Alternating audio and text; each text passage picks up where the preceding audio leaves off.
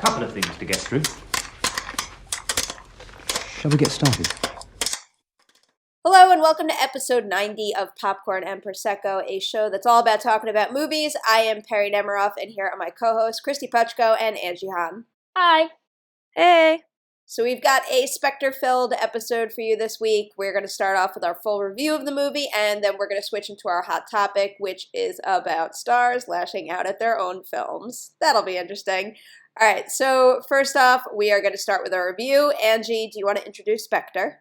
I do. Here is the synopsis. A cryptic message from Bond's past sends him on a trail to uncover a sinister organization. While M battles political forces to keep the Secret Service alive, Bond peels back the layers of deceit to reveal the terrible truth behind Spectre. Sure. I don't even know, honestly, what the plot really is, because it's one of those... Hail Hydra. It's Hail Hydra again. It's the same plot as Rogue Nation. It's the same plot as And, Winter Soldier. the Spectre logo looks a lot like the Hydra symbol, too, on top of that. It's a lot of spy movies that we've seen. Yeah, but what those movies didn't have that this one does have is softcore tentacle porn. Well, I feel like an octopus just gets a bad reputation. Like, what are octopi? What's the plural? Octopi. Octopi is correct. Octopi. Like, are they that bad? Like, why do No, they have to they're be the very symbol for, like, intelligent. every evil organization? I don't know. I like octopi. But we are getting severely off topic here. Well, I just want to point out, though, that when they revealed the Spectre logo, I thought it was like a spider or a tick, not an octopus. So, like, those opening credits caught me super off guard. Which, really? to explain what we're talking about, like, the opening credits, which I think are actually online already, because I remember seeing someone tweet about them and me being like, I just don't care enough to click that. But the opening credits are like, it looks like a perfume ad, like one of those really goofy ones from like the late 90s where it's like Daniel Craig shirtless and women are caressing him and then bursting into flames. And then like there's like a naked woman who has like an octopus arm wrapping all around her, and it's just too much. It's so weird. I just kept giggling at it because I feel like it actually speaks to how jarring it was for me to watch this movie, because I admittedly have never been into Bond movies because I've always thought they were kind of ridiculous. But what's weird in the new era of Bond is that they tried to make them, as Angie pointed out when we were talking about this before, like Bourne Identity or, Dark Knight, where they wanted to make them gritty. But in this movie, it's like they're trying to do both, because there's really goofy, weird, playful moments and gritty moments, and so like the opening is super over the top and ridiculous, especially with that stupid fucking writing on the wall song. Well, the opening credits almost feels like the entire movie, where it almost feels like a Bond parody. Yeah. I want to talk about, so, when the song came out, first of all, when Sam Smith got chosen, people were like, oh, okay, so you chose, like, the boy Adele. And then the song came out, and it was like, okay, so this is like Skyfall, but, like, not as good. And basically, it's, like, a really good... That's basically the same relationship between the two movies as between the two songs. Like, Spectre feels a lot like Skyfall, only on every level, just not as good. It's got the same director, it's got the same Thomas Newman returned to compose a score, it's got the same star, obviously. Like, it's got a lot of the same, like, themes. Like, the villain is kind of connected to Bond in a, not the same way, but in, like, a similar, if you kind of squint way, like... They tried to, Skyfall was the highest grossing Bond movie of all time, so it's no surprise that Sony was like, well, let's just recreate that formula, but I feel like what worked in Skyfall really doesn't work here, and I've noticed lately that there's this curious Skyfall backlash where people are claiming that they always, quote-unquote, always hated it, which is very weird to me, because I remember at the time, when it came out, people loved it. Like, I loved it. Granted, I think I like Bond a little bit more than, like, Kristy does. But, you look at the Rotten Tomato score and stuff, like, people love that movie, and now they're all claiming they hated it. I think it's because Spectre feels so much like the same movie, but less good, that it really kind of exposes, like, all the things about Bond that don't work. And I think a large part of it is that it's a movie that is so weirdly at odds with itself. Like, it's like... Not only is this a hero that was created at the time when we were all trying to do, like, Christopher Nolan Batman and Jason Bourne, but it's, it's a fantasy that goes back decades, and then when you put it in a 2015 context, it doesn't really make sense, and I feel like the movie knows that and isn't really sure how to go with it, so it does this thing where, like, I'm trying to stay vague because I don't want to get too deep into spoiler territory right now, but I feel like it's like, we don't want it to be light and fun, but we can't be too dark and gritty, but we can't have Bond be like too serious, but we can't have him be a womanizer, but he can't really fall in love. Like, it's just all these like weird conflicting It also forces. feels like it's a major problem at this point that like the movies so heavily rely on the fact that like, like Bond is a super spy who's allowed to sleep with women as he pleases, and he drinks on the job, and like it's like they're playing into that, but they're almost like relying on it too much. It's like if you had a bingo card for Bond. It felt like there are requisites. Yeah. Like you have to have him drink the stupid martini that he drinks. You have to have him say Bond, James Bond. You have to have him bed at least 2 women, I guess. And but like this is Bond 24 at this point. Like, yeah, it's part of the series and it's part of why the character became so popular at the beginning, but I mean, respect your audience a little bit more just to, spice it up a little bit. Well, like, what I thought was strange was that they tried to give him, like, a genuine love interest in this movie so that it doesn't just feel like he's a cavalier, like, womanizer, because that's fallen out of fashion in cinema, and I get that. But I genuinely didn't understand that he was supposed to be in love with that girl, until she said, "I love you," and then I laughed because the movie in no way sets that up. Doesn't exactly what I she say mean. that she loves him like 24 hours after meeting him?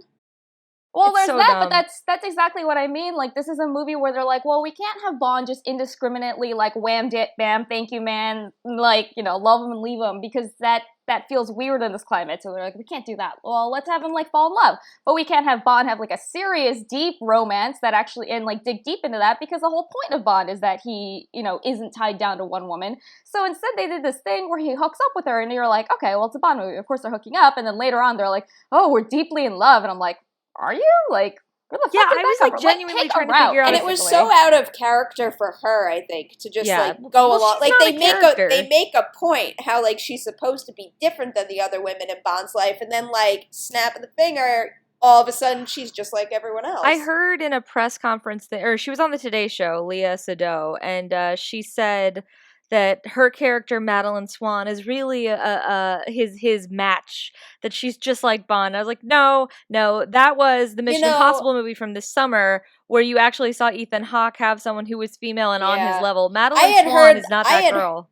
I had heard that same quote out of the set visit a couple weeks ago, so the entire time we were watching Spectre, I was waiting for her to reveal that, like, she has abilities too. And there is one discussion where, like, she reveals that she was trained in some sense. And then I thought when they got into, like, a hairy situation, she was going to bust out and start kicking ass, but that doesn't really happen. She gets, like, a second because you can't shy away. It has to all be about Bond. That's kind of the problem. Like, with the Ethan Hawke movies, they've allowed other characters to get spotlighted. Ethan Hunt. Sorry. Oh, I did say Ethan Hawke, son of a bitch.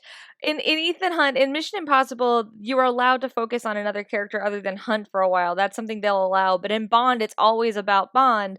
And so it's just getting silly. Like, I feel like they just have nothing new to say with the character. So I was pretty bored. It's a long movie. The romance is actually a good Mission Impossible comparison too, because I think that they did that so much better in the Mission Impossible movies. It was Mission Impossible 3 with Michelle Monaghan. It's like that's not who Ethan Hunt was supposed to be, like a one-woman man, but that one did it so well, and they actually managed to wrap it up in a way that he wasn't tied to her at the end or later on. Oh, I want to point out a couple things. One is that the whole, like, Bond meets a woman who's actually his match thing. We already did that in Casino Royale, the first one, so I don't really know why we're rehashing it. I mean, I do, because Sony was like, fuck, we don't have any ideas, but, it feels really tired. And the second thing is, a lot of Spectre felt to me like if you, like, it felt to me like Mission Impossible with more awkward sex. Because, like, I mean, the last, like, if you stripped away the sex from James Bond, it would basically be Mission Impossible at this point, because that's just. But what's funny is it's PG-13.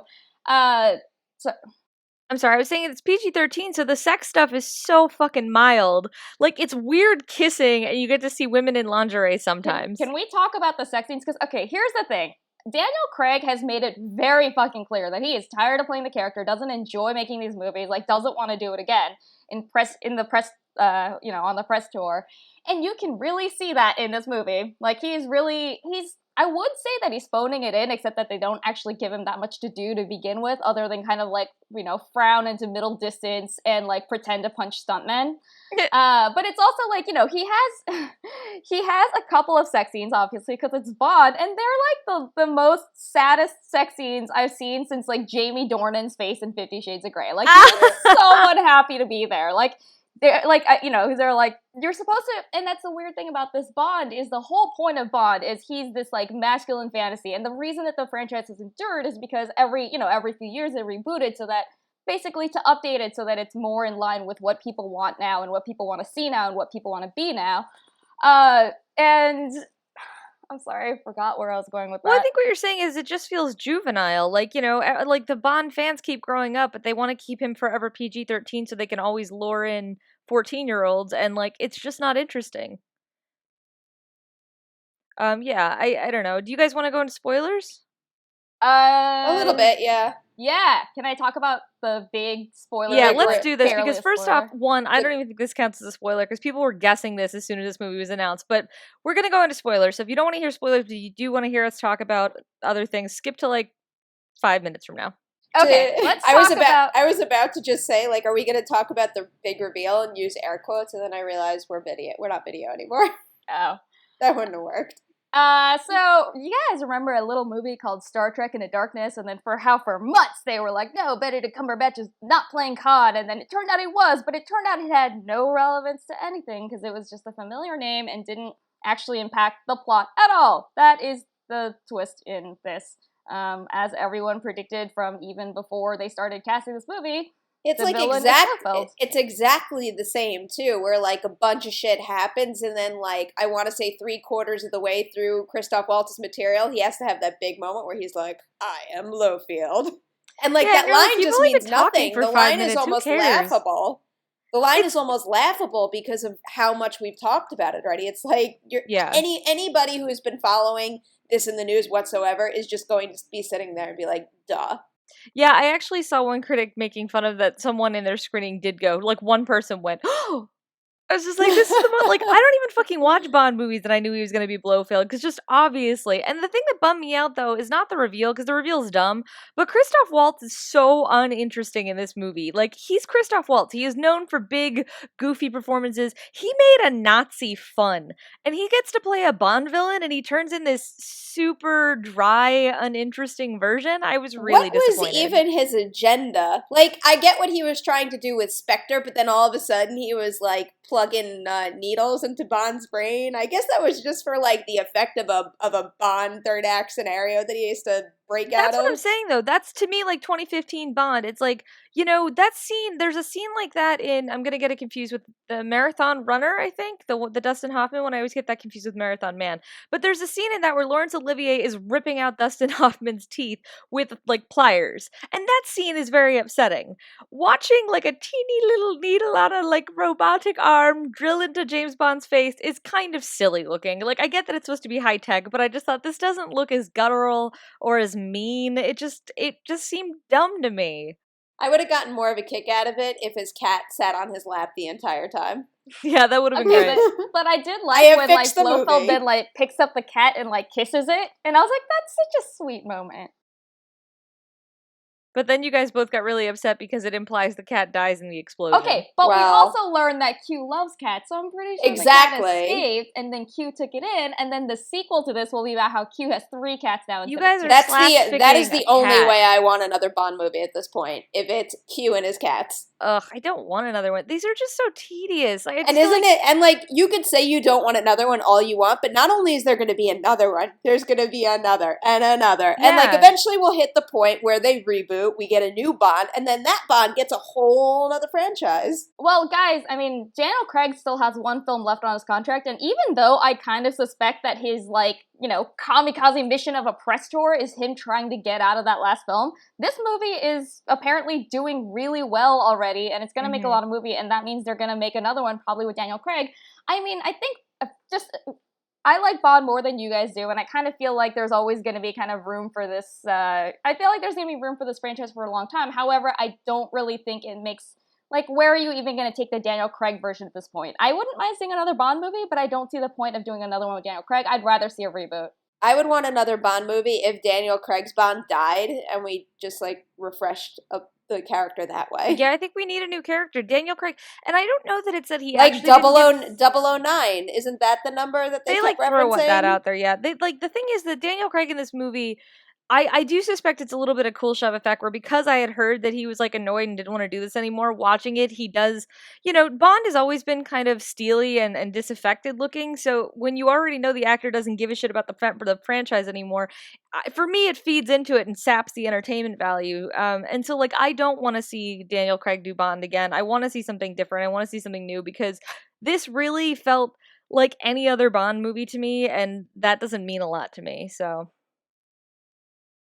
I don't know. Well, these Perri, are an obligation. How do you feel about the Bond movies, just generally speaking? Because Kristy clearly doesn't like them. I like them. I've never seen the original ones, but I've watched all like the Pierce Brosnan ones through these. The only time I've ever gotten like so excited about a Bond movie where I'd watch it again and again is Casino Royale. Skyfall was perfectly fine. I enjoyed watching it. Do I really want to watch it again? No.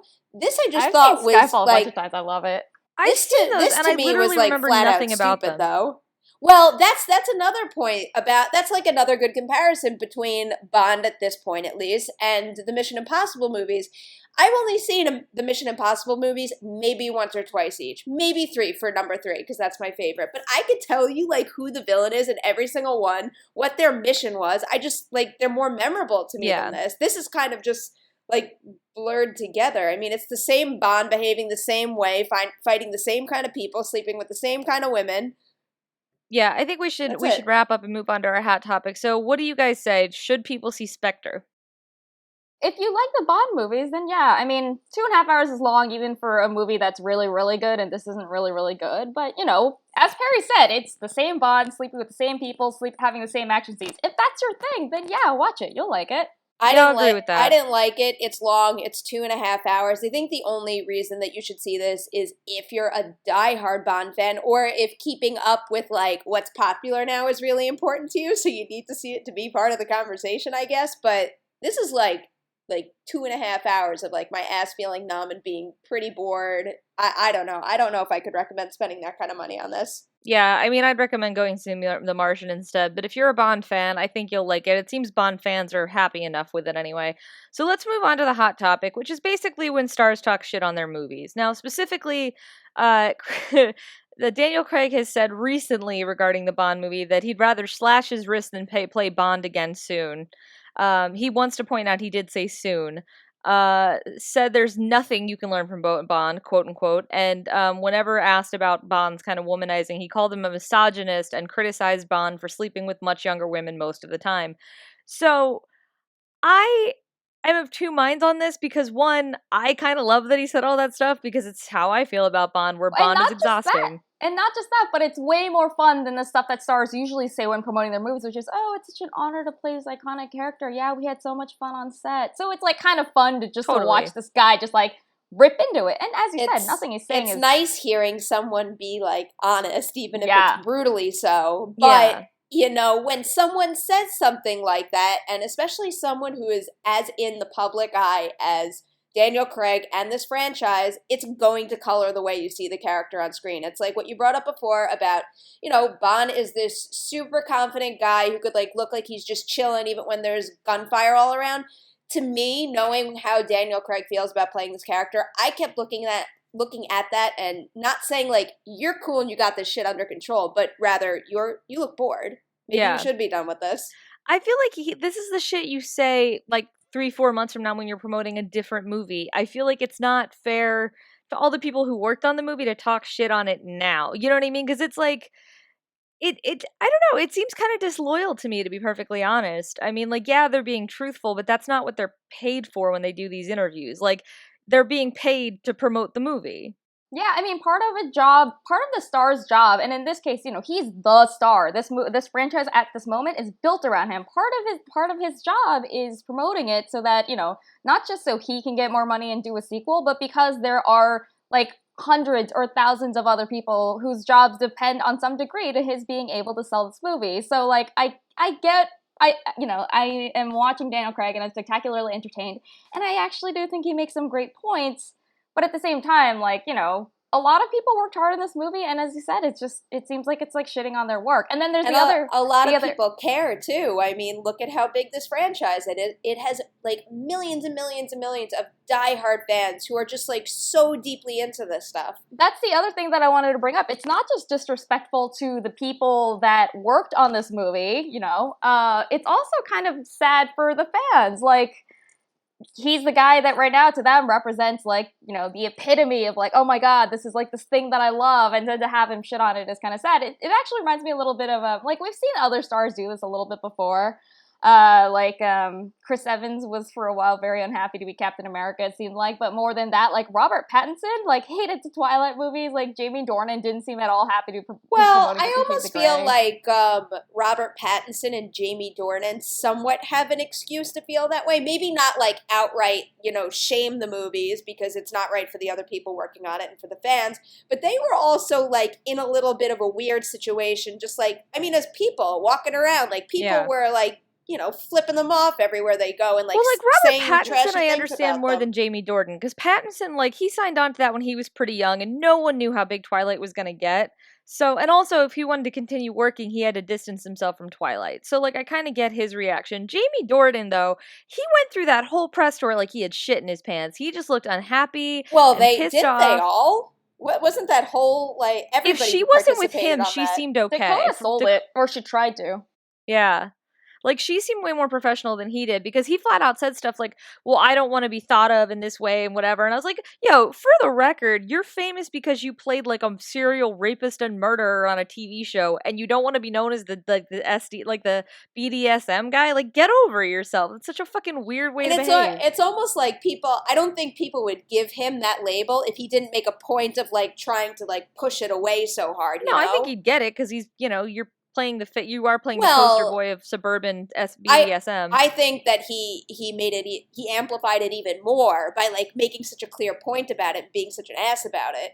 I just feel like I don't know what the guide is to talking shit on your own projects, but like at least when like Jim Carrey did it over Kick-Ass 2, it was specifically because he hit a point where he went from being excited about the movie to being like, I don't want to promote gun culture anymore, and I realize that I'm doing that, and like, the way he went about it was bizarre, but I could at least understand his motivation, where, like, you know, I understand that Daniel Craig might be frustrated that he's still in a contract for these movies that he doesn't want to make anymore, and I think I'm with Angie, where I feel like he's either pushing to get broken out of his contract or to have major changes to the next script, whatever it may be, but it does seem like, you know, it seems like he knew this movie was going to be successful anyway, so he's like, fuck it, I'm just going to say what I want to say, and, like...